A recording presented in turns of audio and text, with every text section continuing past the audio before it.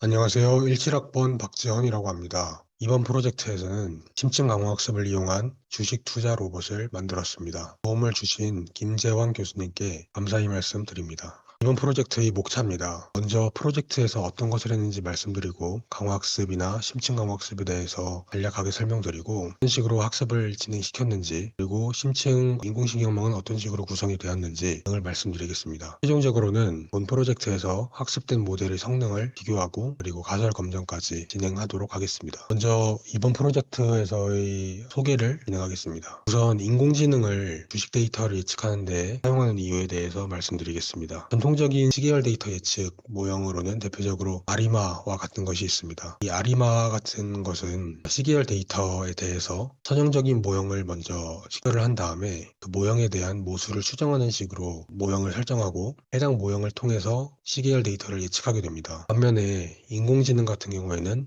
이런 식으로 선형적인 모형을 설정하는 게 아니라 인공신경망을 이용하기 때문에 데이터의 비선형성에 대한 정보도 충분히 잘 반영할 수 있고 활용할 수 있는 데이터의 폭이 상대적으로 더 넓습니다. 예를 들면 뉴스 데이터도 사용할 수 있고 마케팅 데이터 이런 것도 사용할 수 있습니다. 다음으로 인공지능 방법 중에 왜 심층 강화학습을 이용했는지 말씀드리겠습니다. 시계열 데이터를 예측하는 데 많이 사용되는 인공지능 방법은 LSTM 알고리즘이 있습니다. LSTM은 지도학습 알고리즘의 일종인데 시계열 데이터 간의 의존성을 먼저 잘 파악한 다음에 그걸 바탕으로 예측을 진행합니다. 반면에 강화학습은 이러한 지도학습과는 달리 리워드를 바탕으로 리워드 베이스 러닝을 하기 때문에 급격하게 변화하는 데이터에 대해서도 잘 학습이 진행될 수 있고 또한 무엇보다 주식 투자 전략의 최적화 같은 부분에서도 리워드 베이스이기 때문에 잘 찾아내는 학습 방법이라고 할 수 있겠습니다. 이번 프로젝트에서는 모델 1과 모델 3 이렇게 두 가지 에이전트를 학습시켰는데요. 모델 1 같은 경우에서는 애플 주식에 대해서만 학습이 진행되었고 모델 3은 트레이닝 데이터로 애플 데이터뿐만이 아니라 S&P 500이라는 전체 시장의 어떤 추세를 확인할 수 있는 인덱스 데이터 그리고 미국의 금리 데이터 이렇게 세 가지를 트레이닝 데이터로 사용하였습니다. 모델 뒤에 붙은 숫자는 학습에 사용된 데이터셋 종류의 개수를 의미합니다. 그리고 강화학습에 대한 간략한 소개를 하겠습니다. 머신러닝은 크게 세 가지 정도의 학습 방법으로 나눠지는데요. 지도학습과 비지도학습, 강화학습 이렇게 있습니다. 지도학습 같은 경우에는 정답지가 있는 데이터에 대해서 즉각적인 피드백을 받으면서 모델이 학습이 됩니다. 비지도학습 같은 경우에는 정답지가 없는 데이터에 대해서 모델이 학습되는데 따라서 비지도학습이 쓰이는 경우는 분류 문제 같은 경우에 많이 사용됩니다. 강화학습은 지도학습과 비지도학습과는 달리 리워드를 바탕으로 학습이 진행됩니다. 이걸 좀 더 자세히 말씀드리려고 사진을 가져왔습니다. 사람이 강아지를 훈련시키는 것을 예시로 들어서 말씀드리겠습니다. 사람이 강아지에게 손을 달라고 이렇게 손이라고 했다고 가정을 해보겠습니다. 그렇게 되면 강아지는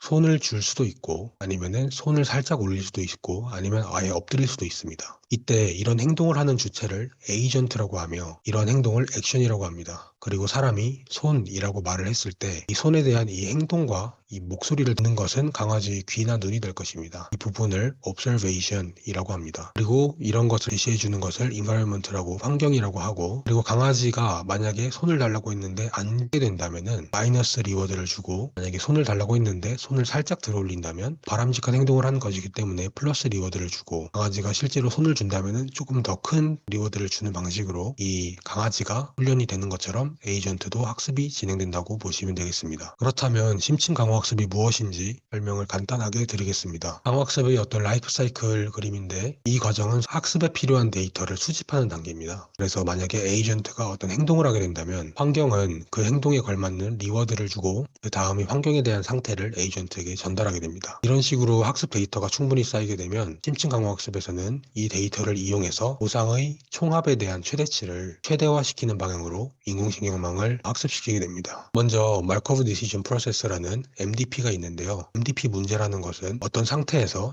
행동을 했을 때 미래의 리워드의 총합에 대한 기대값, 그것을 최대화시키는 것을 목적으로 하는 것이 MDP 문제입니다. 이 MDP 문제를 푸는 방법 중에 강화학습을 이용할 수 있는데 강화학습은 경험을 통해서 MDP 문제를 풀 수 있습니다. MDP 문제의 요소로서는 이런 value 펑션이 있는데요. 이 value 펑션은 어떤 상태에 대하여 그 상태로부터의 미래의 리워드들에 대한 총합에 대한 기대값을 출력하는 그런 펑션입니다. 그리고 액션 밸류 펑션이 있는데 액션 밸류 펑션은 그 상태가 있을 때, 그랬을 때 어떠한 행동을 취했을 때 나오는 리워드 총합에 대한 기대값을 출력시켜 주는 것이 액션 밸류 펑션입니다. 이 밸류 펑션과 액션 밸류 펑션을 풀어서 쓰게 된다면 벨만 방정식이 나오게 되는데요. 이 벨만 방정식을 조금 더 풀어서 쓰게 된다면 다음과 같이 이렇게 쓸 수 있습니다. 이때 붉은색 부분을 강화학습에서 폴리시라고 하는 부분인데 어떤 상태에서 어떤 행동을 할지에 대한 확률 분포입니다. 그리고 이 대문자 P 부분의 이 보라색 부분은 강화학습에서 트랜지션이라고 부르는 부분인데요. 전이 확률입니다. 이 전이 확률은 현 상태에서 어떤 액션을 그랬을 때 그 다음 상태에 대한 어떤 확률 분포라고 보시면 되겠습니다. 사실은 현실에서는 미래에 대한 상태를 예측하는 확률 함수를 만드는 것이 상당히 어렵기 때문에 이 전이 확률을 사용하지 않는 모델 프리 알고리즘을 많이 사용합니다. 강화학습의 목적은 MDP 문제를 푸는 것이고 MDP 문제를 푼다는 것은 보상의 총합에 대한 기대값을 최대화시켜주는 것인데요. 이때 심층 강화학습이라는 것은 인공신경망을 사용해서 폴리시를 최적화시켜줍니다. 그것이 이제 심층 강화학습입니다. 먼저 데이터 전처리에 대해서 말씀드리겠습니다. 저희 환경에서 사용된 데이터는 애플 주식에 대한 데이터, 그리고 S&P 500이라는 전체 시장 지표에 대한 데이터, 그리고 미국의 금리 데이터가 있습니다. 그리고 애플 데이터와 S&P 500 데이터에서는 각각 오픈가, 그리고 최고가, 최저가, 종가, 그리고 거래량 이런 데이터로 구성이 되어 있고 제가 가져온 데이터는 하루를 단위로 가져오게 되었습니다. 그래서 애플 데이터가 전처리 된 모습입니다. 1999년 11월 1일부터 23년 5월 8일까지 데이터를 가져왔고 하루 간격으로 시작가, 최고가, 최저가, 종가, 거래량 이렇게 구성이 되어 있는 것을 확인할 수 있습니다. 그리고 모든 데이터는 보시는 바와 같이 실수로 변형시켜 가지고 사용하였습니다. 마찬가지로 S&P 500도 동일한 길이로 사용을 하였고 과거의 데이터를 트레이닝 데이터로 사용하였고 미래의 데이터를 23년도 5월 8일자부터 약 한 1500개 정도를 테스트 데이터를 사용하였고 그 이후의 것들은 트레이닝 데이터로 사용하게 되었습니다. 그리고 금리 데이터인데요. 금리 데이터는 주식 데이터와 다르게 매일매일 갱신이 되는 데이터가 아닙니다. 따라서 비어있는 곳이 많았는데 이 비어있는 곳은 이전에 책정된 금리와 동일하게 설정하게 되었습니다. 그리고 이번 프로젝트에서 확인해야 할 사항은 모델 3이 모델 1보다 더 퍼포먼스가 좋은지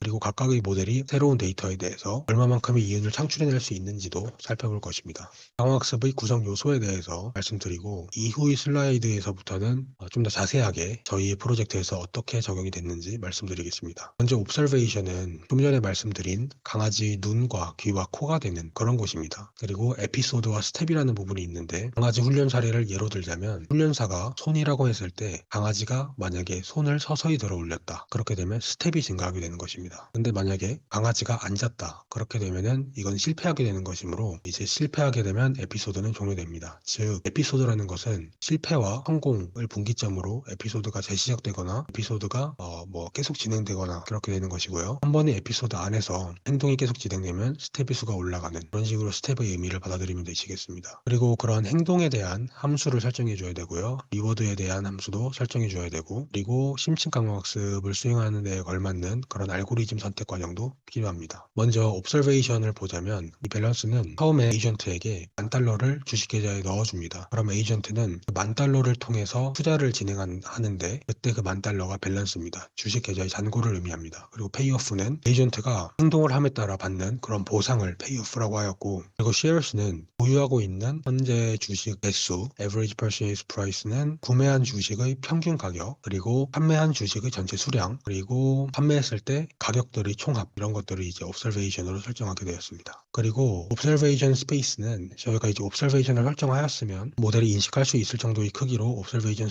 space를 설정하여야 됩니다. 모델 1 같은 경우에는 6 곱하기 6의 2차원 데이터로 이루어져 있는데요. 저는 윈도우 사이즈를 5로 하였습니다. 윈도우 사이즈라 함은 예를 들어서 애플의 시작 가격에 대한 윈도우 사이즈 5라는 것은 현재의 시작 가격뿐만 아니라 그 이전의 5일치까지의 시작 가격을 한 번에 관측할 수 있게 된다는 것을 의미합니다. 그리고 모델 3 같은 경우에는 애플 가격뿐만이 아니라 S&P 500 가격과 그리고 미국 금리 데이터도 사용하였기 때문에 모델 1보다는 더 큰 6 곱하기 12의 2차원 데이터를 학습하게 될 것입니다. 다음으로 액션 스페이스인데요. 에이전트의 액션은 X, Y 이렇게 구성되어 있습니다. X는 0 이상 3 미만의 실수고 반대로 Y는 0 이상 1 미만의 실수입니다. 이때 X가 0 이상 1 미만일 경우에는 사는 것이고, X가 1 이상 2 미만일 때는 파는 것이고, X가 2 이상 3 미만일 때는 보유하고 있는 것입니다. 그리고 Y는 얼마만큼 사고 얼마만큼 팔지에 대한 부분을 결정하게 됩니다. 그리고 리워드 펑션인데요. 리워드는 플러스 프로핏은 마이너스 OC입니다. 이때 이 OC는 opportunity cost를 적어 놓은 것입니다. 그리고 프로핏 같은 경우에는 현재의 어카운트 밸런스, 즉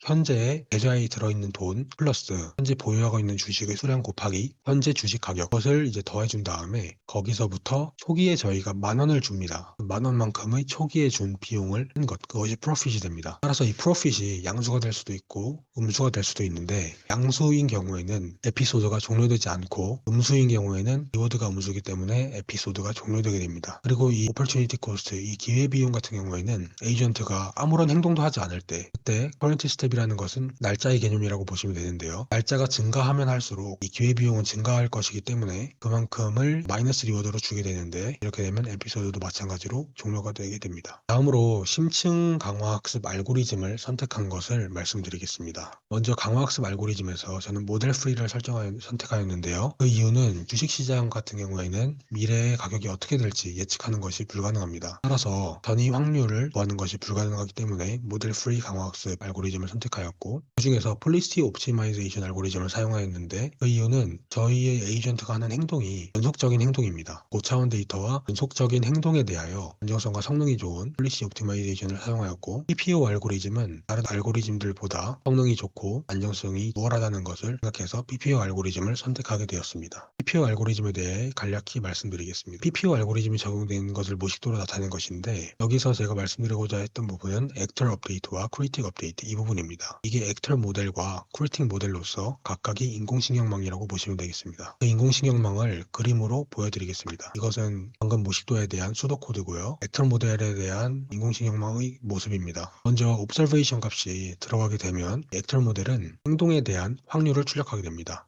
크리틱 모델의 모습입니다. 이 크리틱 모델은 value 펑션의 역할을 한다고 보시면 되겠는데요. 현재 스테이트의 가치를 출력하게 됩니다. 뉴럴 네트워크의 구조를 말씀드리겠습니다. 우선 뉴럴 네트워크에서는 저는 하이퍼볼릭 탄젠트를 이용하였는데요. 이 하이퍼볼릭 탄젠트는 다른 액티베이션 펑션과는 다르게 초기에 기울기가 가파릅니다. 따라서 출력하게 되는 값들이 더 다양하게 되고요. 이 다양한 값들은 에이전트가 경험을 할 때 그때 더욱 다양한 경험을 할 수 있도록 하게 됩니다. 따라서 하이퍼볼릭 탄젠트를 선택하게 되었습니다. 그리고 모델 1의 인공신경망의 구조입니다. 보시면 위쪽에 폴리시 넷이라고 하는 부분이 이제 액터 모델이고, 밸류 넷이라고 하는 부분이 크리틱 모델입니다. 그래서 보시면 히든 레이어가 레이어로 구성되어 있음을 확인할 수 있습니다. 모델 3도 마찬가지인데요. 다음으로 모델 1과 모델 3에 대한 성능 비교를 할 것이고, 그것에 대해서 가설 검증을 한 것까지 말씀드리겠습니다. 이것은 트레이닝 데이터에 대한 퍼포먼스인데요. 윗부분이 모델 3, 아랫부분이 모델 1입니다. 가로축은 에피소드고요. 세로축은 리워드입니다. 여기서의 리워드는 전에 말씀드린 바와 같이 프로핏을 의미하게 됩니다. 모델 1과 모델 3 모두 에피소드가 진행됨에 따라 프로핏이 증가한 것을 확인할 수 있습니다. 이때 이 음영 처리된 부분은 실선 부분의 95% 신뢰 구간인데요. 이렇게 구하게 된 이유는 저는 32기의 병렬적인 환경에서 동시에 에이전트들이 행동을 하고 리워드를 받기 때문에 각각의 환경에서 받는 리워드들이 조금씩 다릅니다. 따라서 그 동일한 에피소드일지라도 다른 리워드의 평균값을 이용하여 이렇게 실선으로 나타냈고, 그것에 대한 95% 신뢰 구간을 음영으로 나타내게 되었습니다. 그리고 이렇게 학습된 모델을 이용해서 테스트 데이터에 대해서 제가 에피소드를 100번을 진행시킨 건데요. 마찬가지로 가로축이 에피소드고 세로축이 리워드입니다. 모델 3 같은 경우에는 100번 에피소드에서 평균 프로핏을 구했을 때 마이너스 0.26이 나왔습니다. 즉 0.26달러만큼 잃은 것입니다. 근데 모델 1 같은 경우에서는 마이너스 1.24, 즉 1.24만큼 돈을 잃었습니다. 모델 1에 비해서 모델 3이 돈을 덜 잃었으니까 성능 면에서는 더 좋아 보이긴 하는데, 이게 에피소드를 100번만 진행한 거에 대해서 성능을 낸 것이기 때문에 신뢰할 수가 없어서 이 동일한 실험을 1000번 반복해서 1000번의 샘플에 대해서 히스토그램을 그려보았습니다. 그 결과 모델 3 같은 경우에는 평균적으로 1.25달러를 손실이 있고요. 분산은 0.1이고요. 그리고 모델 1은 1.77달러의 손해가 있고 분산은 1입니다. 손해의 차이는 그렇게 크지는 않지만 분산의 차이는 굉장히 컸습니다. 따라서 학습을 시킬 때 주식 데이터뿐만이 아니라 전체 시장 지표 데이터 그리고 금리 데이터를 이용한 모델이 안정성과 성능 면에서